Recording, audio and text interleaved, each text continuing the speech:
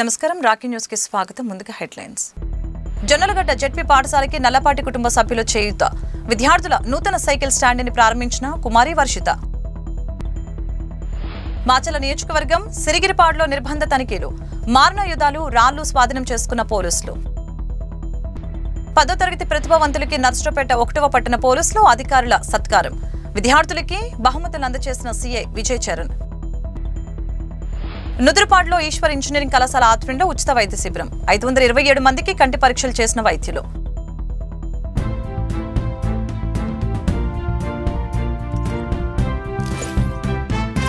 పల్నాడు జిల్లా వ్యవసాయ సహకార సమితి ఉద్యోగుల మహాజనసభని నర్సరావుపేట పారడైస్ ఫంక్షన్ హాల్లో ఘనంగా నిర్వహించారు. దీనికి ముఖ్య అతిథిగా ఎమ్మెల్యే అరవింద్ బాబు హాస్టే ప్రసంగించారు.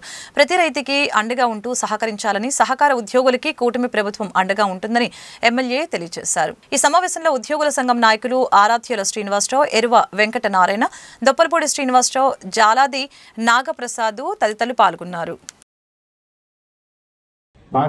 ఉద్యోగులు అందరూ కూడా రైతులకు అండగా ఉండి రైతుల పట్ల మక్కువతోటి వాళ్ళకి లోన్లు ఇస్తూ గ్రామీణ ప్రాంతాల్లో ఉన్న రైతులను కాపాడుతూ ఉన్న మీ అందరూ కూడా ఒకసారి ధన్యవాదాలు తెలియజేస్తున్నాం.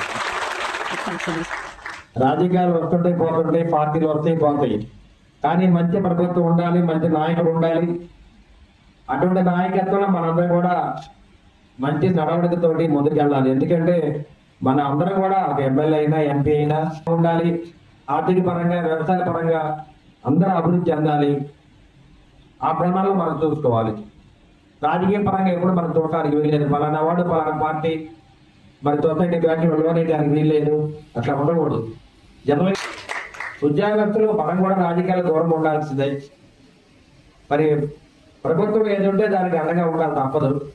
అందుకని వాళ్ళకి పలానా పార్టీ అని మనం గాటం కట్టేయకూడదు ఎప్పుడు కూడా. అదే చంద్రబాబు నాయుడు గారు చెప్పేది, కులం లేదు, మతం లేదు, రాజకీయాలు లేదు. గవర్నమెంట్ ఉద్యోగులు అందరూ కూడా ప్రజలకు అండగా ఉండాలి. అదేవిధంగా చంద్రబాబు నాయుడు గారు ముఖ్యమంత్రిగా తప్పనిసరిగా ప్రజలకే మనం హెచ్ఆర్ పాలసీ పూర్తి స్థాయిలో అమలు చేయాలని చెప్పారు. తప్పనిసరిగా చేస్తాము. పెండింగ్ లో ఉన్న పీఆర్సీని అమలు చేయాలి. అదొకటి. పోస్టు ఖాళీ అయినప్పుడు మరి మీ కుటుంబాల్లోనూ వాళ్ళకి ఇవ్వాలి. అదేవిధంగా మరి రిటైర్మెంట్ 60 ఏళ్ళు 62 ఏళ్ళు చేయమంటున్నారు తప్పనిసరిగా. ఎందుకంటే గవర్నమెంట్ ఎంప్లాయీస్ అందరూ కూడా 62 ఏళ్ళు జరుగుతుంది. అదే డాక్టర్లు అయితే 65 ఏళ్ళు జరుగుతుంది. కాబట్టి తప్పనిసరిగా మీరు అందరూ కూడా మంచి పనులు చేసుకోండి. కులాలు, మతాలు, రాజకీయాలు కట్టే విధంగా రైతులకు అండగా ఉండండి. ఎందుకంటే రైతులు ఎప్పుడు కూడా మన చేతికి మేలు మర్చిపోరు. నర్సరావుపేట మండలం జొన్నలగడ్డ జిల్లా పరిషత్ ఉన్నత పాఠశాలలో విద్యార్థుల కోసం నూతనంగా నిర్మించిన సైకిల్ స్టాండ్ ని తెలుగుదేశం పార్టీ రాష్ట్ర కార్యనిర్వాహక కార్యదర్శి నల్లపాటి రామచంద్ర ప్రసాద్ ద్వితీయ కుమార్తె నల్లపాటి వర్షిత ప్రారంభించారు. దీన్ని జీడీసీసీ బ్యాంకు మాజీ చైర్మన్ నల్లపాటి శివరామచంద్రశేఖరరావు తన సతీమణి దివంగత నల్లపాటి ప్రమీలాదేవి జ్ఞాపకార్థంగా నిర్మించారు. ముఖ్య అతిథిగా జీడీసీసీ బ్యాంకు మాజీ chairman Nallapati Ramachandra Prasad, Divi's chairman and managing director Murali, Telugu Desam party రాష్ట్ర కార్యనిర్వాహక కార్యదర్శి నల్లపాటి రామచంద్ర ప్రసాద్, నల్లపాటి అంకినేడి ప్రసాద్, లాం కోటేశ్వరరావు, నల్లపాటి అంకమ్మ, నల్లపాటి వెంకయ్య, నల్లపాటి జగన్మోహన్ రావు, ఎర్రం వెంకటేశ్వర్లు, ఆర్ ప్రసాద్, రాయుడి సాంసరావు, కట్ల శాంత హాజరయ్యారు. అనంతరం 10వ తరగతి ఫలితాలు మెరుగైన మార్కులు సాధించిన 3 విద్యార్థులకి వర్షిత బహుమతుల్ని అందజేయడం జరిగింది.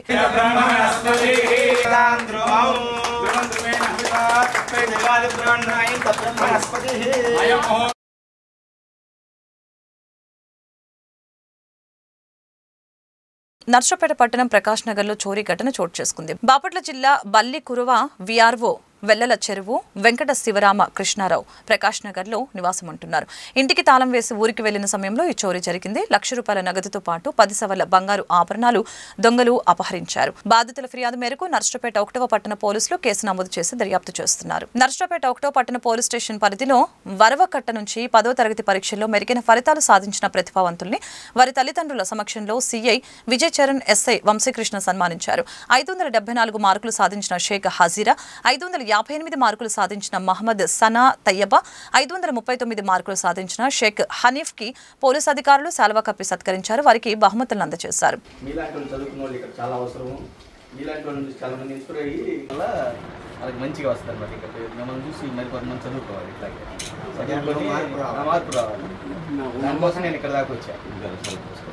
మంచిగా చదివించారు.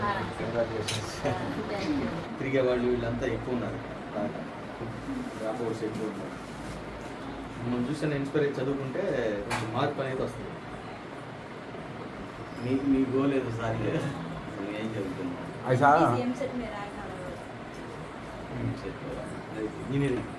మాచర్ల నియోజకవర్గం వెల్దుర్తి మండలం సిరిగిరిపాడు గ్రామంలో ఆదివారం తెల్లవారుజామున పోలీసులు కార్డన్ సర్చ్ నిర్వహించారు. ఒకే సామాజిక వర్గానికి చెందిన టీడీపీ వైసీపీ వర్గీయుల గొడవ నేపథ్యంలో ఈ నిర్బంధ తనిఖీలు చేశారు. గురజాల ఇన్ఛార్జి డీఎస్పీ హనుమంతరావు ఆధ్వర్యంలో పోలీసు సిబ్బంది ఇంట్లో సోదాలు నిర్వహించారు. సరైన ధృవపత్రాలు లేని 21 ద్విచక్ర వాహనాలు, కత్తులు, గొడ్డళ్లు, గడ్డ పలుగులు, ఇనుపరాడ్లు, కర్రలు, కారం కలిపిన నీటి సీసాలు, బడిసెలు, గోతాలు నింపిన రాళ్లని పోలీసులు స్వాధీనపరుచుకున్నారు. ఇద్దరు బట్టండి మైలేరా ఏదైనా వెహికల్ స్టేజెస్ అయిపోద్ది. ఓకే సార్, ఒక ఆటో బాయ్ రోడ్డు మీద ఎవరన్నా ఒక ఆటో ఒక వీడియో కనుక్కోవడం తీసుకున్నారా?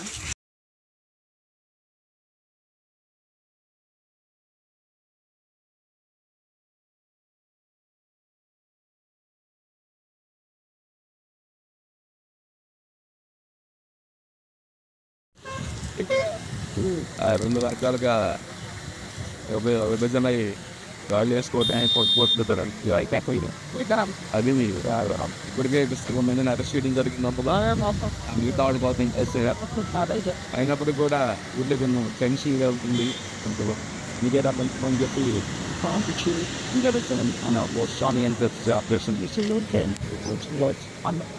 ఈ గార్డెన్ తెచ్చే ఆపరేషన్ భాగంగా సుమారు ఎవరైతే మేము సస్పెక్ట్ చేసామో వాళ్ళ వల్ల ఈ కర్రలు కానీ, పినపాలు కానీ, ఈ బండలు కానీ కొత్తగా లేటెస్ట్ ఏంటంటే ఈ సారంతో కలిగినటువంటి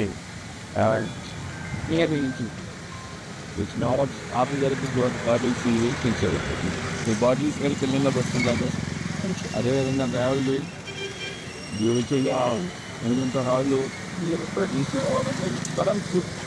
రాళ్ళు గడ్డ పలుగులు, సార్లు, ఎర్రలు, దశలు, చాగులు అన్నీ చాలా విపరీతంగా పెట్టున్నారు. ఇల్లు చెక్ చేస్తే మొత్తం మాకు ఈరోజు రికవర్ నెట్ట పొరుగులు 11, 16 రాట్లు, 5 గొడ్డలు, 2 చాకులు, 1 గొడవలి, 8 బాటిల్స్ కారం నింపినటువంటి వేపర్ ప్యాకింగ్, అదేవిధంగా 13 బస్తాలు రాళ్ళు నింపినటువంటి ఇంకొంత రాళ్ళు నింపినటువంటి బస్తాలు, ఒక బస్తా కేసాలు, 40-50 కేజీలు ఉంటాయి.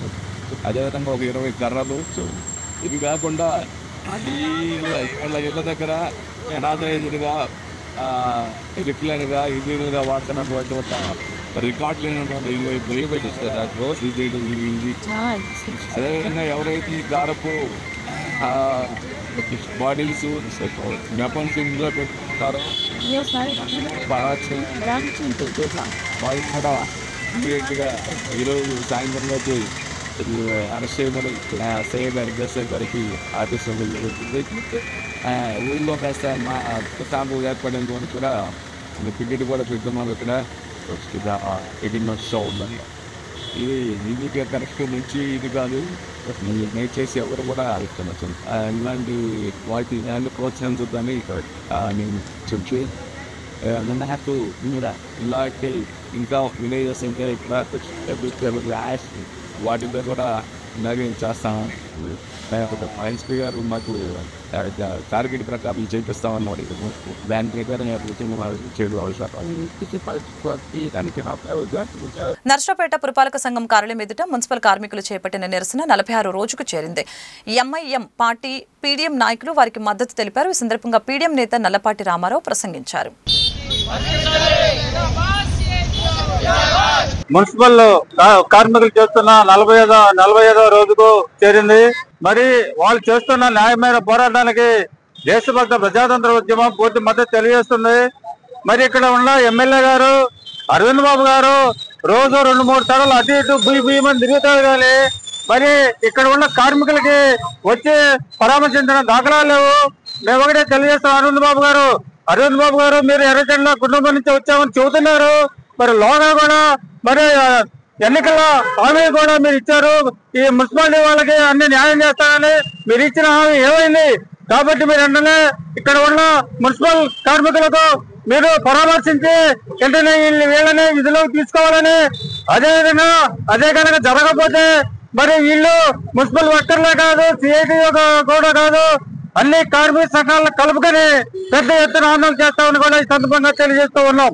మున్సిపల్ కార్మికులు గత 45 రోజుల నుంచి సమ్మె చేస్తూ రోడ్డున భిక్షాటన చేసుకుంటూ తిరుగుతున్నప్పటికీ కూడా నిమ్మకి నీరెత్తకుండా ఏసీ రూముల్లో కూర్చున్నటువంటి కమిషనర్ గారికి మేము ఒకటే తెలియజేస్తున్నాం, వీళ్ళ సమస్య ఏదైతే ఉందో సానుకూలంగా స్పందించి వీళ్ళకి న్యాయం జరిగే విధంగా చర్యలు తీసుకోవాలి తప్ప పేదవాడికి కడుపు కొడితే ఆ కడుపు మంట ఎట్లా ఉంటుందో త్వరలోనే మీకు చూపిస్తాం. కమిషనర్ గారు, లక్షాపేట మున్సిపల్ కమిషనర్ గారు రోడ్డు మీదకి వచ్చి తమ కుటుంబాలతో పాటు రోడ్డున పడ్డ మున్సిపల్ కార్మికుల కోసం ఎంఎస్పిఎస్ కూడా సపోర్ట్ చేస్తూ ఉంది.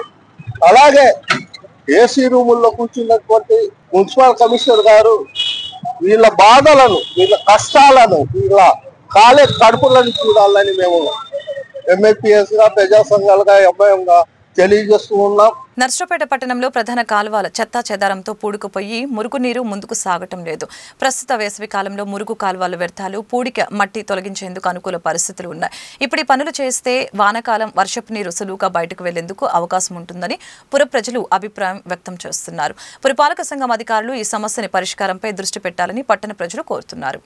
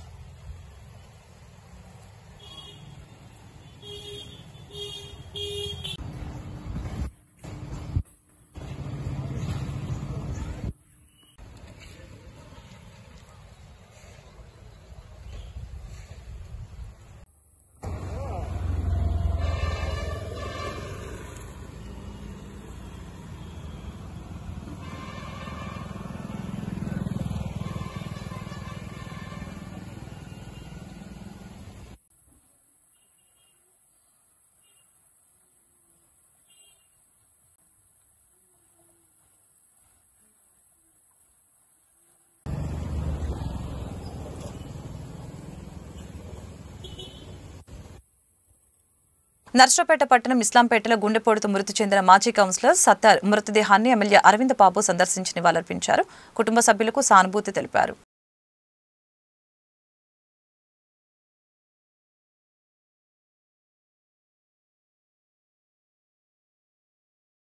ప్రపంచ కార్మిక దీక్ష దినోత్సవాన్ని పురస్కరించుకుని దుర్గి మండలం అడిగొప్పల గ్రామంలో ప్రజా సంఘాలు 139వ మేడేని కార్యక్రమాన్ని ఘనంగా నిర్వహించారు. ఎర్ర జెండాను కామ్రేడ్ పూలి వెంకటేశ్వర్లు, కామ్రేడ్ నారాయణ ఆవిష్కరించడం జరిగింది. ఈ సందర్భంగా ఎంసీపీఐ రాష్ట్ర కమిటీ సభ్యులు అబ్రహాం లింకన్ మాట్లాడారు. అమెరికాలోని చికాగో నగరంలో పెట్టుబడిదారుల శ్రమ దోపిడీని పాల్పడుతున్నట్లు తెలిపారు. దాన్ని వ్యతిరేకిస్తూ లక్షలాది మంది కార్మికులు 8 గంటల పని విధానం, సమాన పనికి సమాన వేతనం ఇవ్వాలని పెద్ద ఎత్తున ఉద్యమించారని తెలియజేశారు. ఈ కార్యక్రమంలో రైతులు, కార్మికులు పాల్గొన్నారు. కార్మిక పోరాటాలు ప్రపంచ కార్మికులారా ఏకం కండి, ప్రపంచ కార్మికులారా ఏకం కండి, వర్ధిల్లాలి మేడే, వర్ధిల్లాలి మేడే, పోరాడే వానిదే ఎర్ర జెండా, పోరాడే వానిదే ఎర్ర జెండా, పోరాడే వానిదే ఎర్ర జెండా, వర్ధిల్లాలి కార్మికుల ఐక్యత, వర్ధిల్లాలి రైతుల ఐక్యత, వర్ధిల్లాలి పేద ప్రజల ఐక్యత, వర్ధిల్లాలి రైతు పోరాటాలు, వర్ధిల్లాలి. జోహార్ అమరవీరులకు, జోహార్ అమరవీరులకు, కొనసాగిద్దాం కొనసాగిద్దాం. కార్మిక పోరాటాలు 139 సంవత్సరాల క్రితం అమెరికాలోని చికాగో నగరంలో ఆనాటి పారిశ్రామిక వాడల్లో ఫ్యాక్టరీల్లో పనిచేస్తున్నటువంటి కార్మికులకి ఎటువంటి కార్మికుల భద్రత లేకుండా 20 గంటలు 22 గంటలు 18 గంటలు వాళ్ళ ఇష్టం వచ్చినట్టుగా పనులు చేపించుకొని కార్మికులకు ఎటువంటి స్వేచ్ఛ స్వతంత్రాలు లేకుండా చేస్తున్నటువంటి యాజమాన్యం మీద ఆనాటి కార్మికులు తిరుగుబాటు చేసి హేమ్ మార్కెట్ అనే ప్రాంతంలో పెద్ద ఎత్తున ఉద్యమాన్ని నిర్మించడం జరిగింది. 1886లో అమెరికాలోని చికాగో నగరంలో జరిగినటువంటి విధ్వంసం, హేమ్ మార్కెట్ ప్రాంతంలో జరిగినటువంటి విధ్వంసం ఆనాటి ప్రజలు, ఆనాటి కార్మికులు ప్రకటించుకున్నదే ఈరోజు మనం నడుపుకుంటున్నటువంటి వేడే. ఆ రోజు కూడా యాజమాన్యం స్పందించకపోవడంతో కార్మికులే మేము 8 గంటలే పని చేస్తామని కార్మికులు ప్రకటించుకున్నటువంటి రోజే మేడే రోజు. కేసానుపల్లి ఈశ్వర్ ఇంజనీరింగ్ కళాశాలకి చెందిన ఎన్ఎస్ఎస్ యూనిట్ ఆధ్వర్యంలో ఫిరంగిపురం మండలం నుదురుపాడులో ఉచిత కంటి వైద్య శిబిరాన్ని నిర్వహించారు. జిల్లా అంధత్వ నివారణ సంస్థ శంకర కంటి ఆసుపత్రి వైద్యులు షేక్ వంశీ మీరా, షఫాలి, శృతి, ఆడియాలజిస్ట్ డాక్టర్ ఆదిత్య 527 మంది రోగులకి కంటి పరీక్షలు చేశారు. కార్యక్రమంలో నుదురుపాడు సర్పంచి గొట్టం చౌడయ్య, ప్రభుత్వ పాఠశాల ప్రధానోపాధ్యాయులు శ్రీనివాసరావు, కళాశాల chairman Meeravali, principal Nagamalleswara, correspondent Karim Mohiddin, managing director Mastan Sharif, Telugu Desam party నాయకులు శివయ్య, నాగరాజు పాల్గొన్నారు.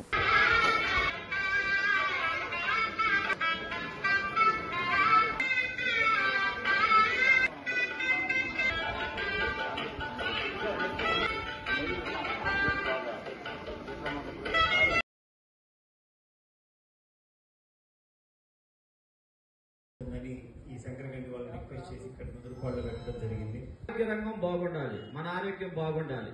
ఈశ్వర్ విద్యా సంస్థ వాళ్ళు నందు జరిగే పరీక్షలు కానీ ఏంటి ముక్కు, చెవి, గొంతు